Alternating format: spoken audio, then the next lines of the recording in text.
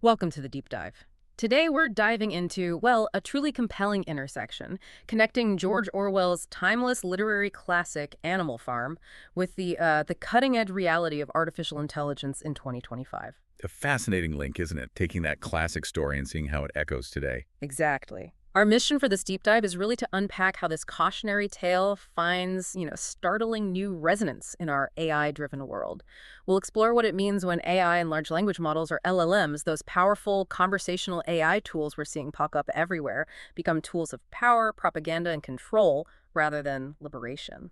Yeah, we're not just like revisiting a story for its own sake. We're using it as a lens, really, to peer into the very real immediate implications of AI and LLMs.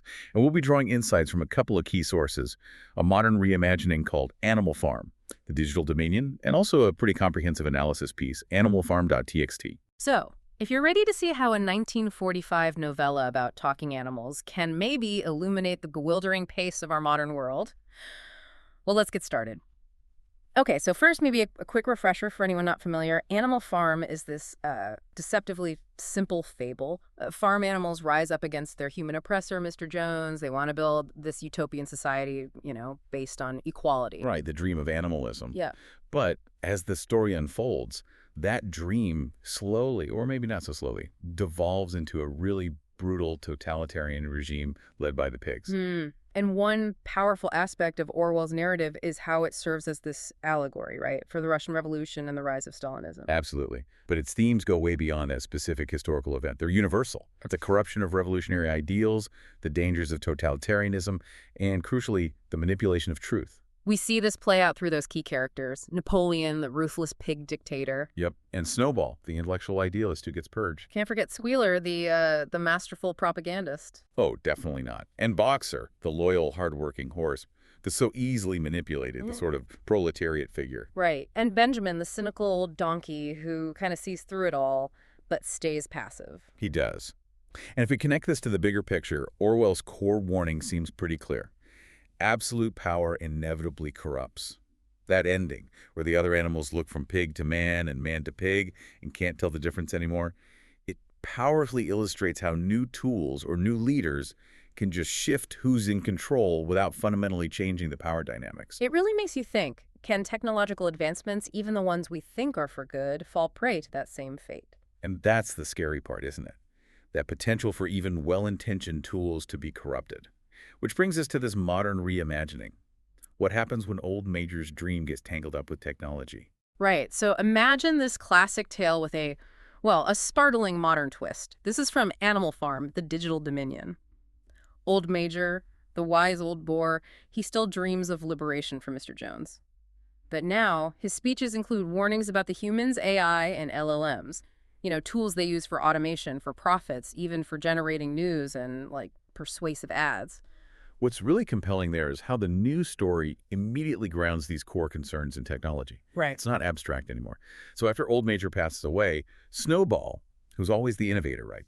He envisions building Animal Farm's own AI. Oh, interesting. Like what? Things like automated milking machines, seed planting drones, basically tech to free the animals from labor, and LLMs to generate manifestos of animal liberation.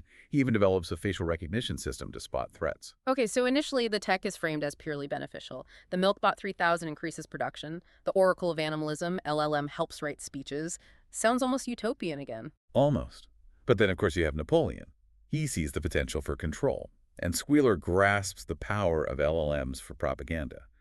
And that's where the subtle manipulation begins. Which leads us to a really crucial question, I think. Just as the animals initially believed in the pig's leadership and, embraced this new technology, are we, as a society, maybe doing the same?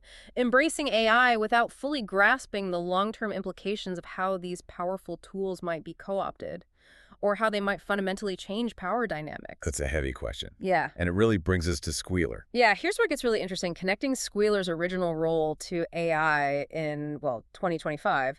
In this modern Animal Farm, Squealer starts using that Oracle of Animalism, LLM, not just for speeches, but to rewrite history, generating official-looking reports demonizing Snowball. And the other animals. They start seeing these, holographic projections of LLM-generated news reports. Plausible, convincing, and they begin to believe Squealer's version of reality. Wow.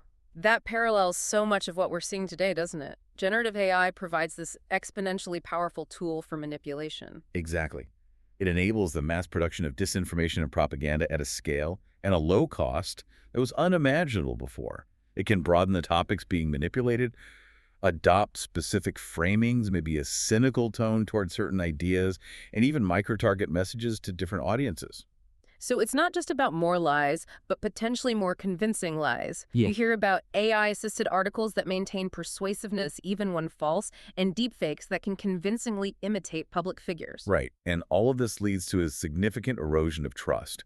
Public concerns are growing about LLMs becoming essentially vehicles of misinformation. Which brings us to what you called the squealer effect. Precisely. It's AI's capacity not just to misinform, but to actually redefine reality, to make alternative realities seem indistinguishable from truth. If AI can generate content that's statistically similar to neutral, objective reporting, even when it's biased, or if it can create entirely false histories, well, that undermines the very fabric of shared understanding, of objective truth. It's not just spitting out falsehoods, it's crafting narratives. Exactly. Narratives that might perfectly exploit our existing biases, our echo chambers, making us want to believe them. It creates this sort of self-reinforcing loop of deception. It's quite insidious. And that ties into another critical challenge, the potential erosion of critical thinking. If we become too dependent on AI for information. Our cognitive muscles might atrophy, right? Yeah. Some studies are showing a negative correlation between frequent AI usage and critical thinking scores. Yeah, I saw that. Almost half of LLM users apparently believe the models are smarter than them, and many admit it makes them feel lazy or like they're cheating. And what's perhaps more concerning is that around 23% of users report making significant mistakes because of relying on AI, and 21% felt manipulated by it. This isn't just about laziness, it's a fundamental shift in how we engage with complex problems. It really does parallel Boxer's unthinking loyalty.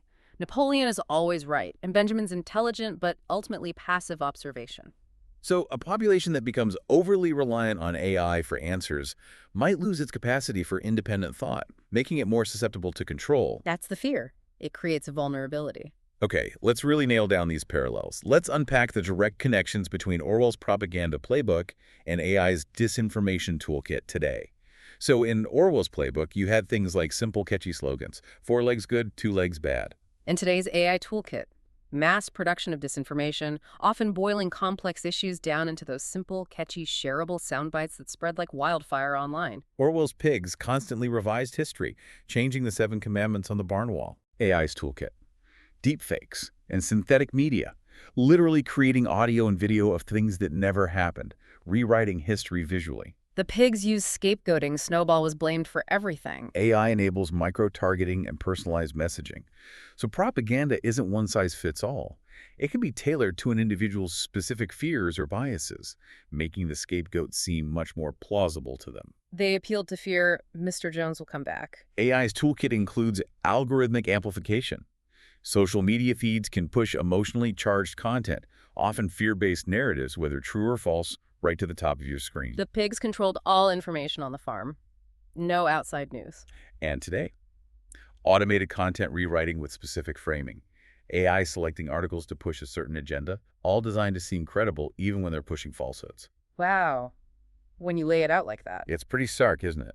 The principles of manipulation haven't really changed, but the tools, they're exponentially more powerful and pervasive now. Okay, moving on from information control.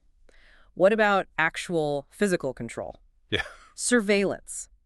Just as the pigs asserted increasing oversight on the farm, AI-powered surveillance in 2025 enables real-time monitoring and, crucially, predictive control on a global scale.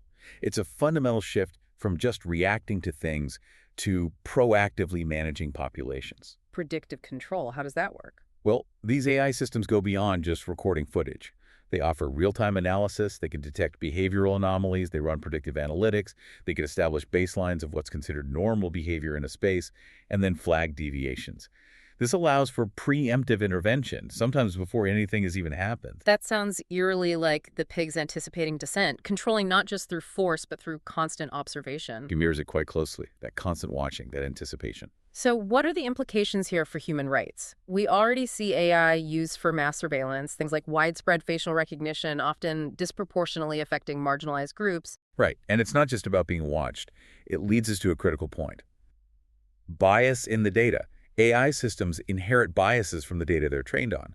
This leads to discriminatory outputs in really critical areas: criminal justice, healthcare, hiring, loan applications. And these biases can be hard to spot. Extremely hard, almost imperceptible sometimes. But they can seriously exacerbate discrimination against marginalized groups. It creates this new form of systemic discrimination where, effectively, some animals are more equal than others by algorithmic design. It's not just overt prejudice, but bias baked into the code. Precisely. And this extends to other freedoms, too. Think about how aggregated online information could be used to block someone's access to housing or finance, or tracking individuals involved in protests. Even accountability gets tricky.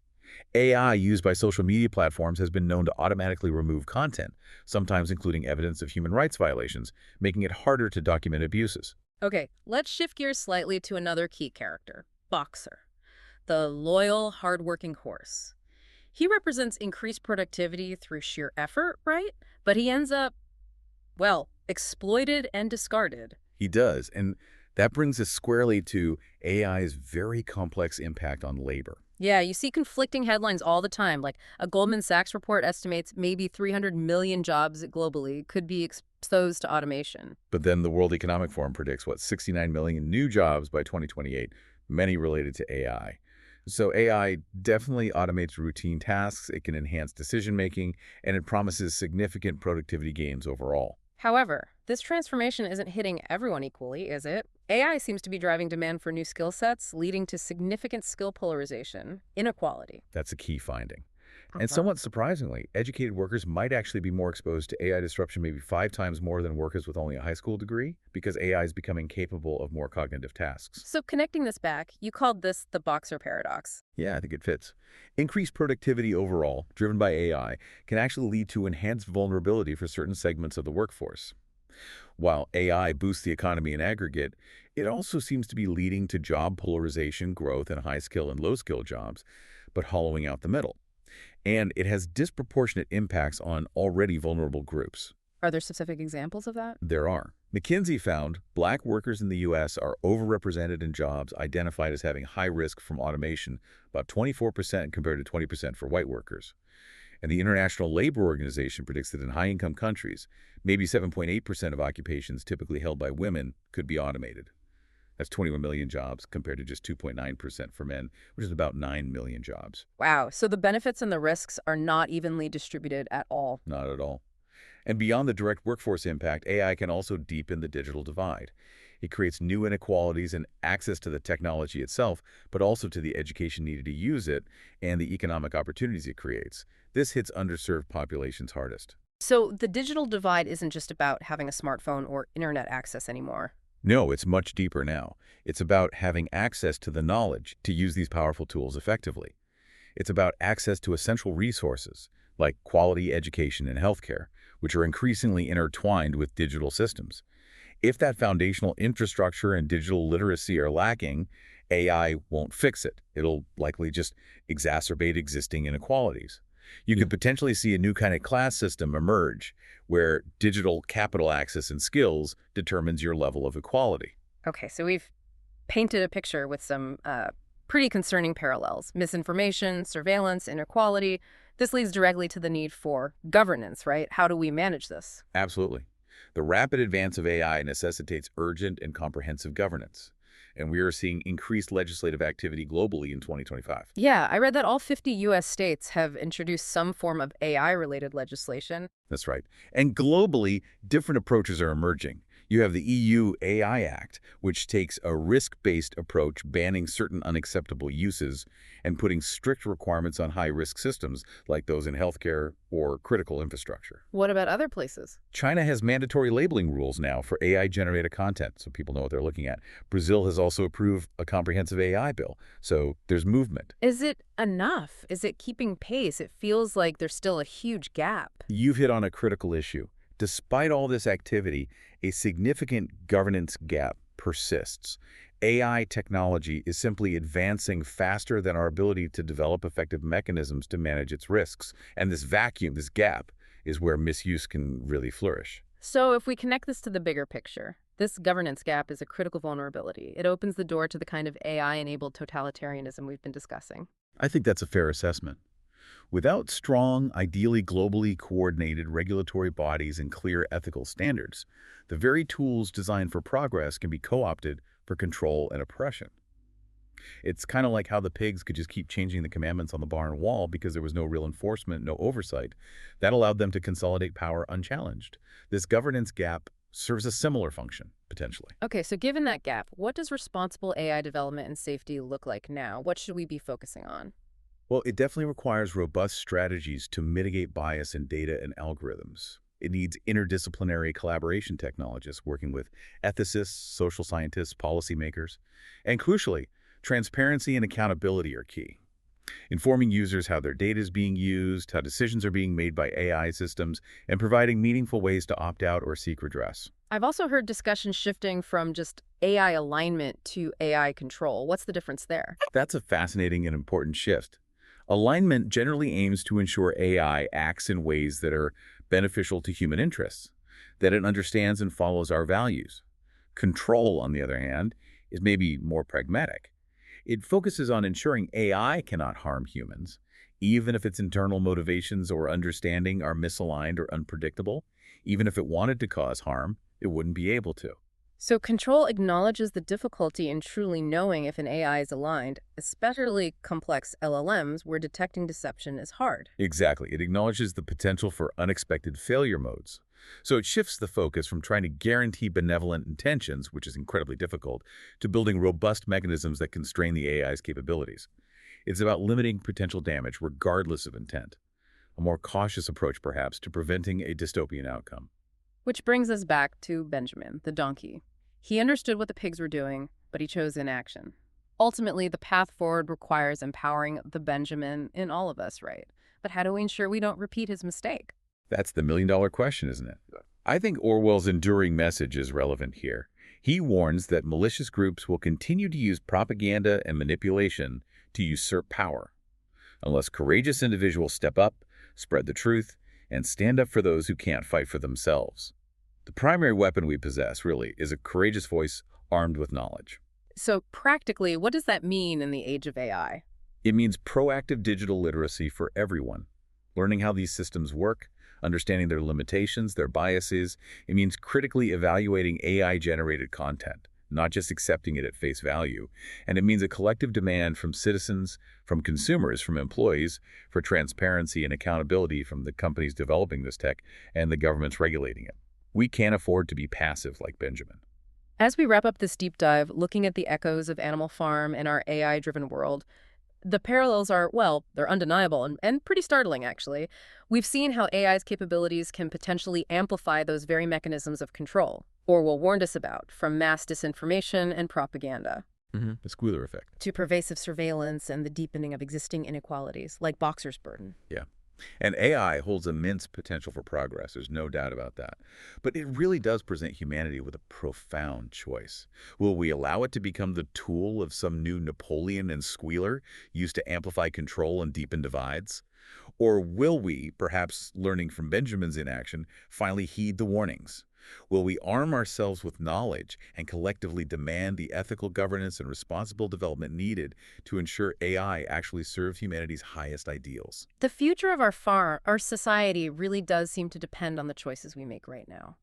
The question left for everyone listening is, what choices will you make to safeguard a truly liberated future?